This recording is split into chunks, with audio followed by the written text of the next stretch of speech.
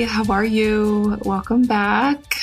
Lindsay and Stellina are here today to talk about some randomness. We really don't have a pathway or a brainstorm sheet over here. We're kind of just coming on and chatting. So hopefully that's okay with you guys. If you don't know anything about us, we chat like all day, every day. We're both introverts. We are not out clubbing every night. We're like in bed by 8:30 and we're maybe chatting through whatever's going on with us. So just wanted to say, Stellina, like, I'm so thankful for your friendship. Oh. And we have so much in common. And I'm glad that we have this kind of landing point to kind of go over some of this stuff. So thank you, everybody, for listening. If you ever feel like you have a topic that you want us to discuss, we are definitely here to like do that. Mostly twin related, but definitely doesn't have to be. We've talked about other non-twin related things. So yeah, I kind of wanted to dive in with you, Stellina, because you're going through a rough patch. And I thought, you know what? Let's talk about that because somebody could very well have gone through it. Maybe they'll learn from it and we could maybe get some ideas if somebody's listening and it's like, yes, girl, been there. Everything's going to be okay. So please tell us what is going on. Yes, for sure. And also, I just wanted to say likewise, love being able to just WhatsApp message you, text, etc. You know, just like so helpful to have a friend like you. So hopefully if you guys can find a friend just to like bounce ideas off of that's kind of in the same season of life as you are, it's so helpful to just be able to like text, vent, just talk, right? So thank you for that. So yeah. Absolutely. Okay, so my baby A, so my twins are 3 at the time of this recording. They just turned 3 in March, so they're pretty newly 3, okay? And they also have a 20-month-old brother, okay, which definitely factors into the whole thing.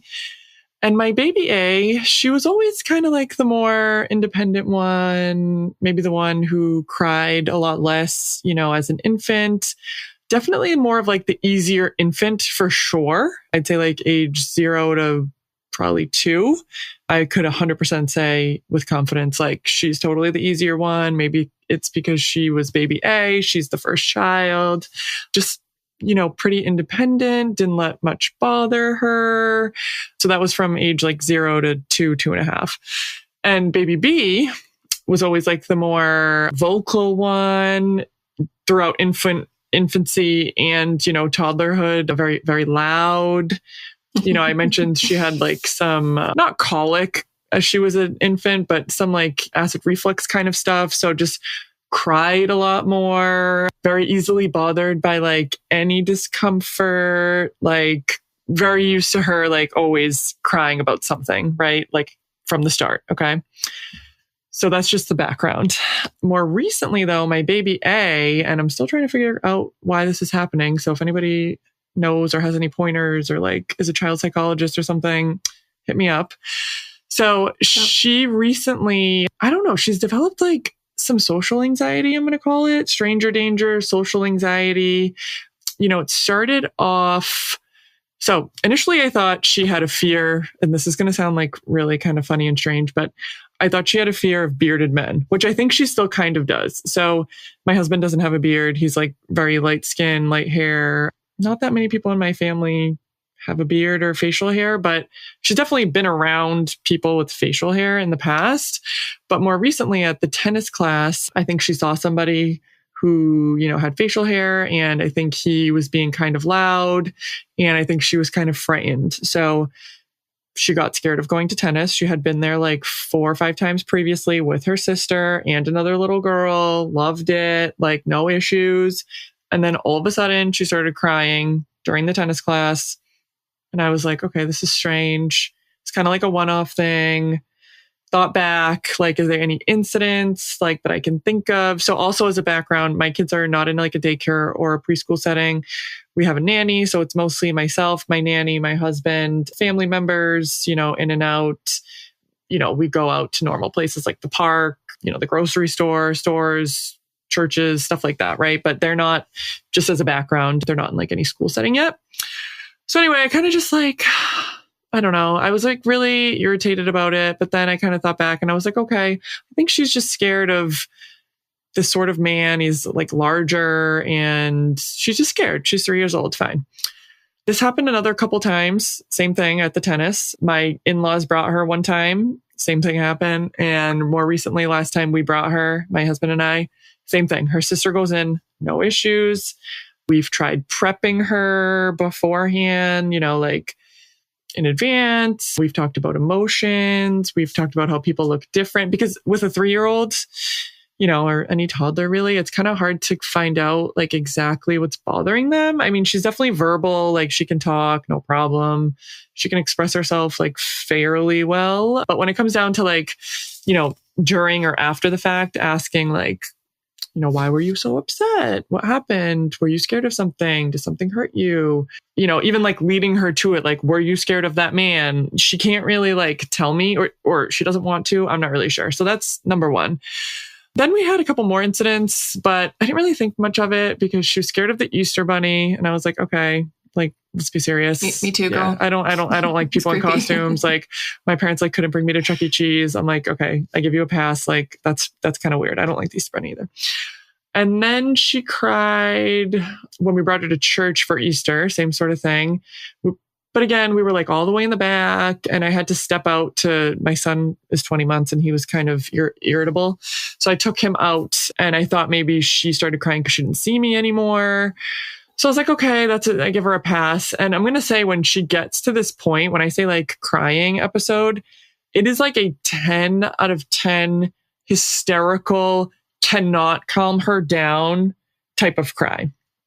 Okay. Like, it makes me feel like almost like a little bit of a failure as a parent that I cannot calm my own child down. Like I have somewhat of a memory from when I was like a toddler, 3-4 years old. And, I definitely had like some anxious sides to me as a kid. But I remember my parents, or especially my mom, always being able to like calm me down and her like being able to just like get it together and me either like not cry or just get through whatever I needed to get through because she'd be like, oh, we're going to go get an ice cream after this, or you're going to do great. And there's nothing to be scared of or whatever. So I just can't calm her down. You had said that like, this is more like it's panic. You're like, she's panicking. It's not like a tantrum. It's more like we're panicking. Right. It's panic. Exactly. It's not like a tantrum. Like my other two have been known to have tantrums. I'll give you that. Like, okay, I don't get this cup, so I'm going to like freak out and stomp my feet and cry and cause like a huge scene. Okay, well, like that's normal. And we're not going to get this cup because it's dirty or like whatever, like, or like, maybe they're having a hard time sharing toys and, baby B or my son will kind of like freak out and have like a tantrum. I think that's, extremely normal. And I don't like worry about anything like that because that's just obnoxious. And, it's just, we just have to get through those moments. But this is more like panic, like anxiety, like worried, like fear. So I'm trying to think of other incidents before today. Yeah. So I kind of chalked it up as at a family member's house. Oh yeah. So that was the other one. So at a family member's house, an uncle that we hadn't seen in a long time walked in and they were totally fine beforehand. And he walked in and my other two like went up to go say hi. Cause we were like, oh, go say hi to like uncle whoever. Right. And I don't even like push my kids to like hug or kiss or whatever, but I do like want them to greet people. Right. Like just respectfully, like, let's just go say hi to this person who came in. Right. And she just like lost it again. And I was like, oh my God, no. Like, why is this happening? So I had to like bring her into a different room. And it's just like she can't bring herself down, right? So like once she gets to this level, it's like she's hyperventilating. There's no talking to her when she's in the moment. Like I try to talk to her, obviously. I've tried multiple things. I've tried the gentle, like, okay, let's try and like, I'll be calm so she can be calm. And like, it's okay that you're sad. Like, let's talk about why you're scared. Are you scared of this person? Are you scared of this place? Like trying to just like be calm. And then trying to reassure her, like, there's nothing to be scared of, especially when mommy and daddy are with you. Like, let's go back out there. Like, whatever it is, the sport, the person, the place, like, I'm going to be with you. It's all good. You can't really talk to her during it. Doesn't really do anything unless you like completely redirect her to like, I'll give you an example. Like at the tennis, my other daughter was playing and my husband had to like bring her into an exercise room. She cried for like 20 minutes. And then he had her like playing with some of the like safe exercise material that there like wasn't a class going on. So she was able to like play with that stuff. And like finally she was able to like calm down. Okay. So I kind of chalked up the tennis thing as like, okay, maybe she's just like a little bit too young to be in a sport right now. She's only 3. Like a lot of these sport type things, they don't even really start till they're 4. And like a lot of the time, you know, dance, gymnastic, all those, like the parent actually is in there with the kid too. It's kind of like parent and child led, I guess. It's like, yeah, parent led. Yeah. Mm-hmm. Parent and children together. So the tennis, I mean, I am right there. I'm like, you know, behind a window. So I thought with the tennis and the sports, maybe she just needs a break. Like maybe she was scared of something. She's associating it with something negative. I don't know what it is. It doesn't really matter. We only have 1 class left anyway. So that's next week. Maybe I'll try it. Maybe I won't. Her twin sister's going to go. And I was like, you know what? We'll just try next year or something, or we'll try soccer or something else. It's fine. But today we went to the dentist and, you know, actually, even before we went there, she was like, I don't want to go to the dentist. And she's never had a fear of the dentist. Okay. Like the dentist's actually been like super fun for them. They've gone like 4 times since they were like, I don't know, a year old. And they give you like a goodie bag at the end. There's like a bunch of toys. There's like big teeth you can like pretend to brush. It's like, it's a nice place. She's like, I don't want to go. I'm like, okay, well, we have to go. Like your brother and sister have an appointment. We're going. You're going to like it. It'll be fun. It'll be fine. My nanny's with us. I even said to her, like, it's okay. You can just sit on my lap while they do it. Like, no problem. I'm like, you love brushing your teeth. They have different flavor, toothpaste, bubblegum, chocolate. Like they give you sunglasses. Like this is like fun. Okay. This is a fun experience. Yeah. Starts crying like the second we're going up the stairs to go to like the exam rooms. I'm like, oh, great. And I know that it's not going to stop because it's like, I've been through this now. Like, I know that this isn't like a quick, there's nothing I can do to fix it. Like, for example, you know, when you're in the moment, you'll try anything. Like showing her something on the phone will not work. Telling her, you know, we'll go grab some ice cream after. Like if, you know, we'll go grab a donut. We'll go do something fun. We'll go to the park. Like we just need to get through this first. Doesn't work. FaceTime my husband. You know, maybe he has something to say that'll help her. Doesn't work. Just like freaking out. Okay. So at this point, her brother and sister do the exam. Sister like loves it. Maybe she's a future dentist. She's like just loving it, sitting back with the sunglasses, like relaxing. Mm-hmm. And I'm even like, I would think that it would actually be helpful to have like a sibling doing it like right in front of you, like right, like this person is doing it, like they're doing this tennis. Is what you have to do. They're doing the dentist, like they're doing it, and nothing bad is happening, and they're the same age as you, and it's all good, right? Not freaking out. And, you know, historically, she was probably the one that I would have maybe expected it from a little bit more, just from like her past. But she's been pretty fine lately, thank God. Yeah. So anyways, long story short, we didn't do the cleaning. Tried so many different things. And at that point, I like didn't even want to agitate her more because like I was worried she's gonna like vomit or something if I like have somebody stick their finger in her mouth and she's like just not able to handle it. And you know, I'm not overly concerned about her teeth. It's more just like the principle of the matter.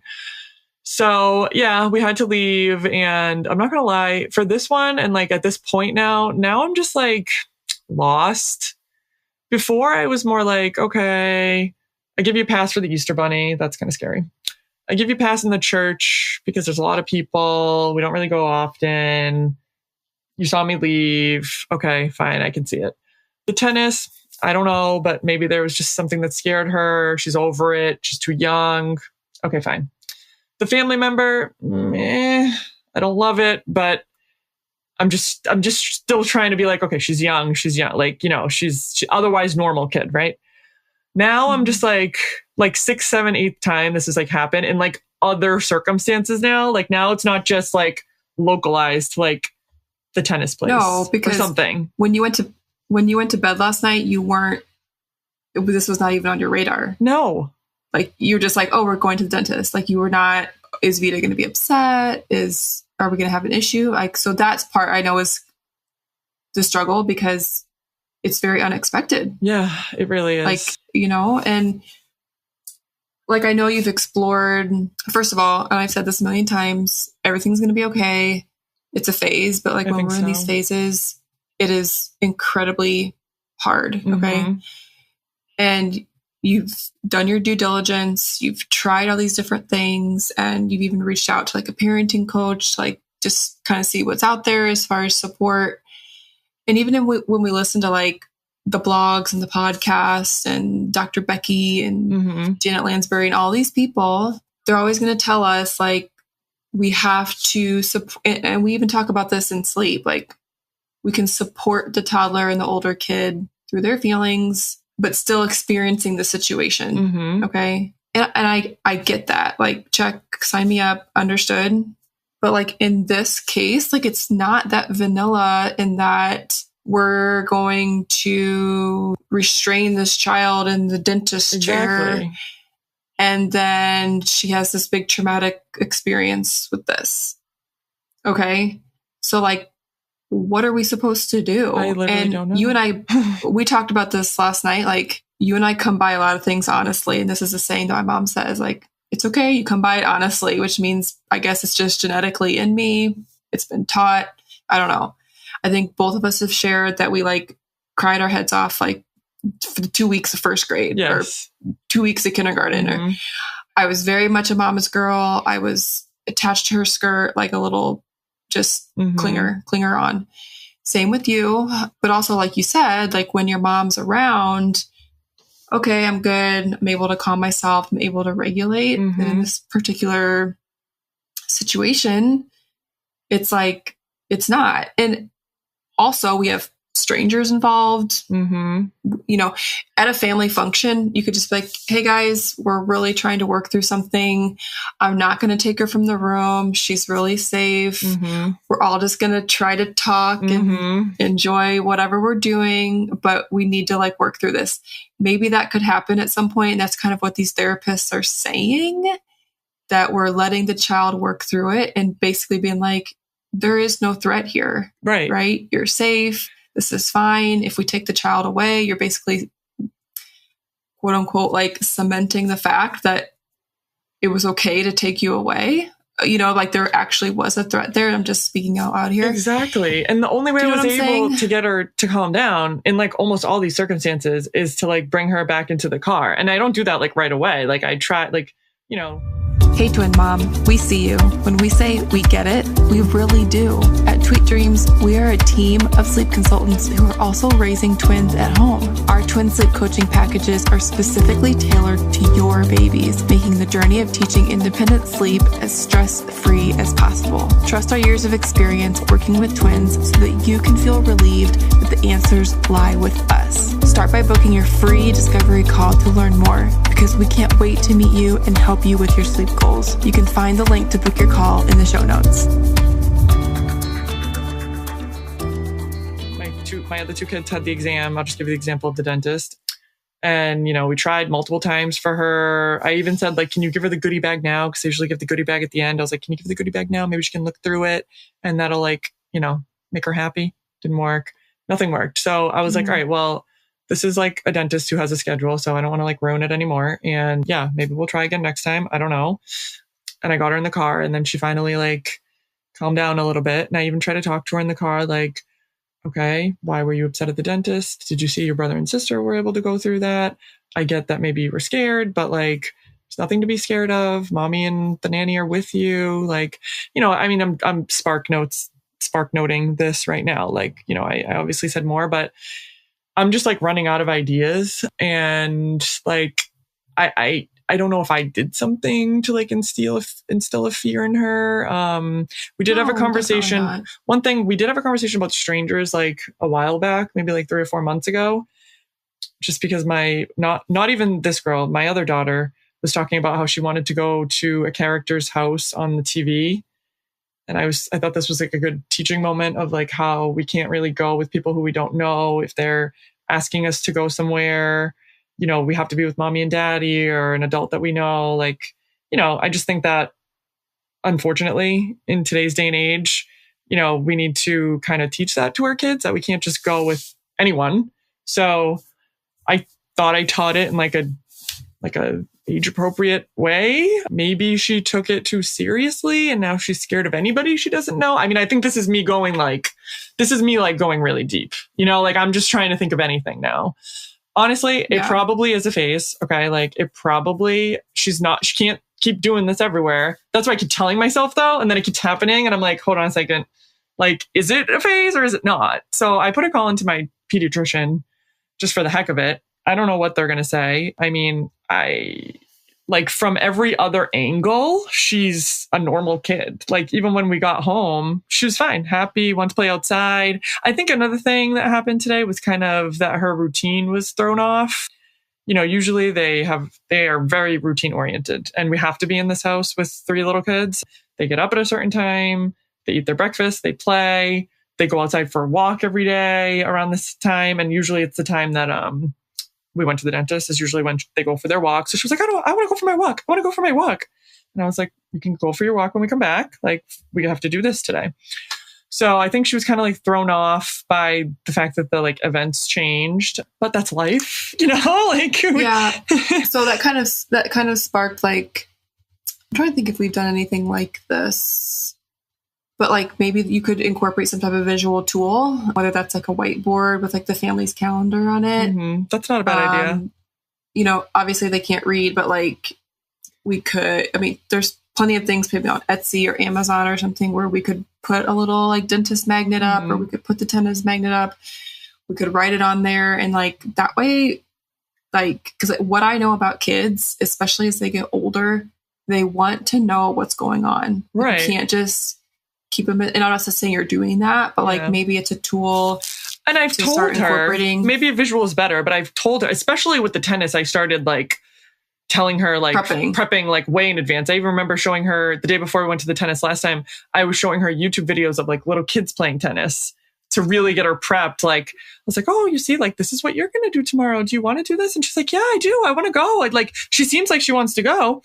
And then even the day before we went to the tennis last time, we went to a little park with a playground, and there's a little tennis court near it. And I always have their rackets and a couple balls and a basketball in the trunk.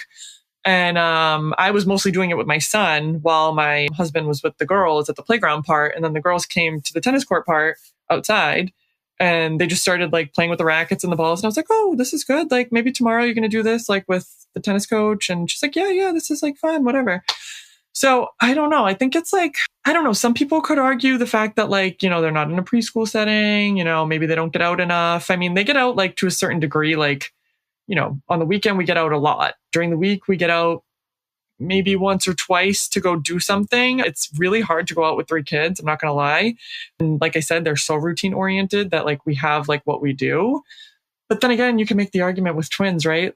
Why is her sister totally fine? Her sister is is exposed to everything that is exactly the same. So that's not really a good argument, No, it's not. And I was just going to say, I've had tons of experience in the public school setting, all the activities my kids do. And we can have a kindergartner who's going to school every single day. It's never been different. And it feels like every morning, this little girl has such a hard time separating from her mom. And I've seen her at swim lessons. She will not participate. Yeah. And the mom just keeps bringing her to the swim lesson, and she will not participate. It's kudos for the mom, I guess, to just keep bringing her. I mean, she's not crying or tantruming or anything. She's just refuses to participate. Mm-hmm. And like we just said, it's not for lack of exposure. It's just who she is. And, it just, in hindsight, everything is just such a phase. And I think these personalities just start to come out as they get older. And with my baby B as well, or speaking about yours, I went through some issues with her, and I even enlisted the help of a parenting coach, and she gave me these prompts. Let's prompt the child. Let's get into the conversation. And every single time it was roadblocked. Okay. Right. At 3 years old, we cannot articulate what this is. And it's so frustrating. It is. That's the main thing. Just get her to the yes or no. Oh, okay. I understand that you were feeling scared at the tennis lesson.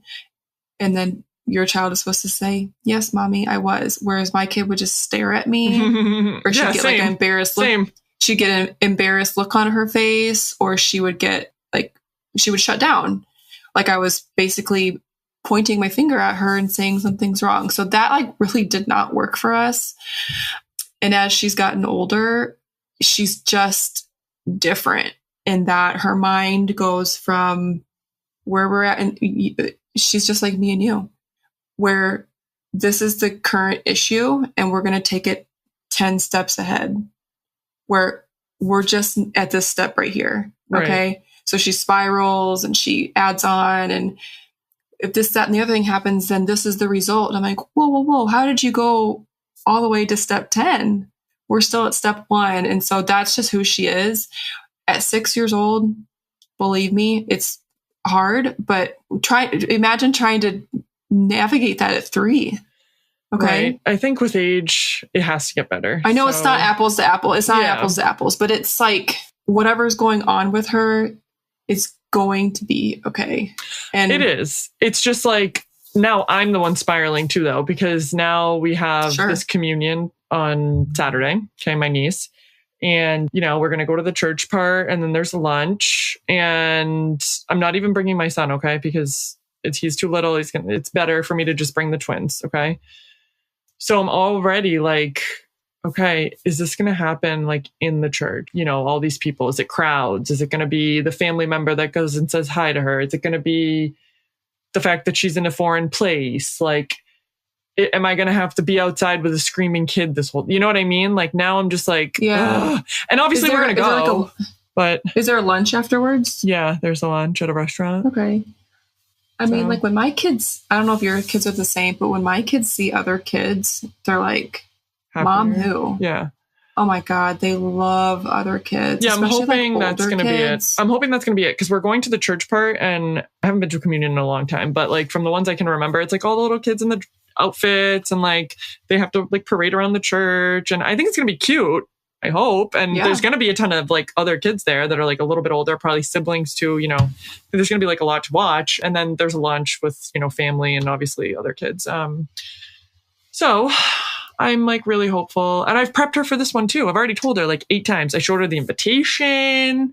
I've talked to her about her cousin that's going to do this. And like, we're going to go to a church. It's different than the church we go to, but it's going to be a fun experience. And I've like, I think I've done my part for the most part. You have. I just can't control obviously what happens.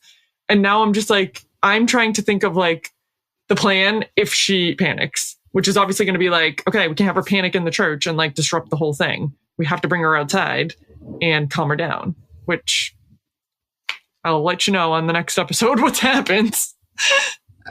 I know. I mean, I grew up Catholic as well. And I remember they had the cry room. I mean, it was literally called the cry room. I don't know if they have that at the church. If they do, I'll go in it. Like if she does, I hope we don't have to use it, but I don't know if they have it at this church. Hopefully they do. I know. So, I mean, it was created for a reason. Like, I think it was created for infants though, like who like were starving and were like, I need my food. I don't know. I mean, I was at lunch the other day, and it was like a family that had like a ton of kids. Like I'm going to say they had like 7 kids or 7 or 8 kids. And there was even a baby there. Guess who was the most disruptive? Yeah, probably the toddler, right? The toddler. Yeah. You know, and they're just so unhappy. At least my baby B was so unhappy for the longest time. And believe me, she still is unhappy a majority of the time. It's so funny. But we can, I mean, these kids have like so much. And the thing that sucks too, not sucks, but like sometimes I like look at all the stuff that they have, which we are so grateful, and like, you know, that we're able to give them these things and like really make sure that like, you know, try to allow them to be as happy as possible, right? Like they eat good food, they have toys, they have like a really nice house, like they get to go outside. Like obviously they're too little to understand, like, you know, little kids in Africa don't get this, like, you know, and they probably would love to go to the dentist and put on some sunglasses and just like hang out, right? Mm-hmm. Obviously they don't understand that, so I'm not going to fault them for that. But then when I think, I'm like, do they have too much? Like, do we need to start thinking this? Like, I don't know what the right thing to do is. It's like, it's so hard. You can just like continue to just like, this could go like in so many directions, right? It's like, I told you though that people look at their childhood, like especially parents, like probably look back on their kids' childhoods through like rose-colored glasses. Like you guys just went to that tulip farm, and it was she was fine. Okay, she was fine, but the other two weren't. Yeah, the other two were insane. Yeah. So yeah, but you're gonna look back on that, and you're gonna be like, when they're like 10 or 12 or whatever. Remember that time we went to the tulip farm? It was so much fun. Like you're not gonna remember that anybody was, eating dirt or like whatever they were. That's how I feel, and that's why like I just don't want us to put too much pressure on ourselves. And kids are allowed to be unhappy. This is okay. You have your unhappy days. So do I. I think it's just like working through some of that and like just sitting with the feelings, I guess, is what like, Dr. Becky would say. I just keep saying Dr. Becky. We sat with the feelings the whole time at the dentist. We totally sat there. We're like, okay, screaming her head off. We're in this. All right. The other two are getting their teeth clean. All right. Still sitting through it. All right. She's not going to let us clean her teeth today. I'm just going to have to call it. Like, luckily she's really great in everything else. And like, this is really like a new thing for her. I even told the dentist and the hygienist, I was like, it's not you. Like, it's not you. The fact that like you have a mask on right now and like, the cap and all that stuff that they wear with the tools. Like, I can see how that could be like scary. I'm like, it's not. It's like, she's just doing this right now. And I don't even know why. So they were like, oh, okay. And I'm like, I'm sure they deal with this like kind of stuff all the time. So they were understanding. That's what I got. Yeah. No, thank you for sharing that with us. And I think as we parent, everything is a learning like lesson for us. It's a learning lesson for your kids. We're all doing the best that we can. Yesterday we were at the park and my baby bee is a social butterfly. Okay. She loves saying hi to people. Mine is social too. Mine's more social too. Baby bee. Yeah. Like she loves to wave at people. If she sees somebody like what? Oh, there's two little girls at the park and she goes, Mom, those girls are at swim lessons. We don't even take swim lessons with these girls. They're taking swim lessons in a different lane. And I'm like, how do you know that? Okay. Well, then like a little girl from her class was like running, and this isn't like a school park or anything. It's just like, it's like a community park. And she said, oh, there's Sophia. And I said, oh, okay. I said, do you want to go over and say hi? And she goes, no, that's okay. And I was like, okay. I found that interesting because Bryn will go say hi to a statue. She loves saying hi to people and she loves telling them whatever's on her mind. She's very into that. So it's like, okay, I'm not going to press her. I'm not going to, because I even told you that even in kindergarten, guys, we already have like hashtag, I don't want to say bully, but like my kids are already coming home and telling me ignorant stuff that kids are saying. Okay. I know. Yeah. And I want to do my job to make sure that my kids are not saying ignorant things to other people. So we got in the car later and I said, no, she goes, I'm going to tell everybody in class tomorrow that I saw Sophia at the park. And I said, okay. I said, can you tell me why you didn't want to say hi to, didn't feel like saying hi to Sophia? And she said, well, I said, it's okay. You can tell me. Well, Mom, Sophia throws fits at school. I said, oh, okay. I understand that. And I said, well, do you think that maybe since Sophia is having struggles at school, that it would be even more helpful for her if you were to be kind and to say hi to her at the park? Because I said, am I hearing that if she throws a fit, you're feeling uncomfortable? Right. She goes, yeah, it makes me feel uncomfortable. And I said, I completely understand that. We also have to remember that Sophia is a person just like you, and she would benefit from a friend or a kind thing that you might do. And she's like, okay, Mom, I understand that. So I really felt proud in this moment because like I wanted to uncover why she was going outside of her personality. Right. Because she's a very loving girl. Like, she is very inclusive and things like that. And so the fact that this 6-year-old in kindergarten is having fits for whatever the reason is, she needs a friend. And I didn't want it to like exacerbate like, oh, Bryn saw me, but she didn't say hi because there's something wrong with me and all of that. So a lot of this is just probably me reliving my own childhood and maybe feeling guilty for some of the things I did. We make bad decisions as kids, and maybe I ran around with the wrong group. And so I just want to make sure my kids are just not that way. And especially being in a public school, we see every walk of life, like everybody's at a different developmental stage, but we're all one big group. And so I think that's really good for them. Yeah, I think too. I think that just kind of sparked something that happened yesterday. No, it's good that she was able to tell you that. Like, that's reassuring for me because in my mind, I would have been like, oh, you're just being rude or you're being a brat. Yeah. But she was basically telling me like, this is something that she's met with every day that makes her feel uncomfortable. And like, I understand that. Like, we're going to see people with disabilities. Like, why does that person have one leg? Why are they in a wheelchair? Why are they this? Why are they that? And kids are just curious. They're allowed to ask those questions. And we shouldn't shame them for being curious because they've never lived life before, and my daughter was in a wheelchair for, 3 months.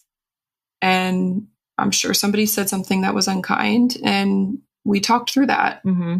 And so it's like, don't do something to somebody else that you wouldn't want done to you. It's like the cardinal rule, right? For sure. But easier said than done when you get into this peer pressure of school, the older kids. Yeah. That's another concern that I'm just putting to the side for now. I'll deal with that when I get there. Right now, I just have to figure out why my kid is crying at like every public setting that she's going to right now. Because that's another thing. I'm like, when she goes to school, like, is she just going to do this in school? I mean, she very well may, but I'd like to like uncover it now before, I know. And, like I said, she's not a zebra. Oh, yeah. I hope so. I hope so. Yeah. Yeah. So like when she does go to a school setting, these teachers are ready. They're prepared. They see it all. They've fielded everything. We talked just about this topic and that's totally fine. I had a couple other things, but it's totally okay. Most of the stuff that came over on Instagram yesterday is definitely toddler related. So it's all under this umbrella and we can talk about that on a different episode. Toddler years they're tough. Challenging for sure. So challenging. They're tiny little people. They're just trying to figure it all out. And we're doing the best that we can. So everybody's doing great. If anybody has any tips for Stellina, we are all ears. Please. Okay. Please. I'm DM ready. us on Instagram and say, my daughter did play therapy for a while. I don't know. Did it do anything? I don't know. She probably just got older and got over it. I know. Because I found with play therapy, I was given no tools. And I'm like, can you just tell me like a couple things I could do at home with her? Mm-hmm. Instead, in play therapy, the therapist in the play type setting is basically able to uncover what the child's struggle is. Well, that could be useful. Without talking. Yeah. Without talking. Because my daughter, hers is confidence. Mm-hmm. We know this. She's not confident in herself, and he was spot on. But how to make her more confident, I still don't know. I'd be very interested in seeing if something like that would help, because if my daughter would just walk in and freak out and the person would be like, oh, it's that. I'd be like, really? Is it? Really? Okay, thank you. Thank you for that knowledge. I would love to just know what it is. Yeah, believe me, I'm sure they've seen it before, but there's kind of a roadblock there where like we have to engage with the counselor in order to, and I mean, I'm sure you could be present. Like, we have to meet the child where they're at. If you need to be in the room, then that's fine. But hopefully the pediatrician gets back to you. And like I said, I think she's totally fine. I think it's just her being a kid and like me trying to just mitigate it as soon as possible because it's disruptive in like all settings. So anybody have any tips? And let me know. Yeah. and it's added to your plate of worry. So I get that. And me and you are like Google spiralers. I mean, not we're good. Like, yeah. No.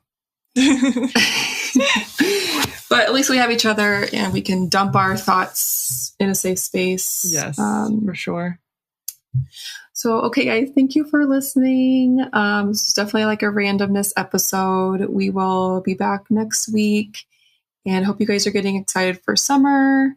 It's getting warm where we're at. And yeah, I'm just looking forward to some summertime stuff. So I can't believe we're already here. I think my kids have like 15 days of school left. It's crazy. Can you believe this? It's so crazy. No.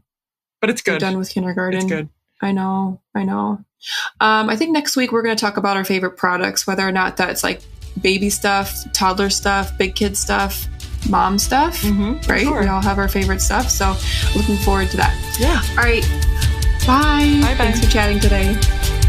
If you liked this episode and conversation, be sure to leave a review or rating. Share it with a friend on social media or a family member. It's our goal to reach as many parents of multiples and singletons alike. You're not alone in your parenting journey. If you'd like to hear about a specific topic or have an episode idea, please feel free to message us. We're here to help.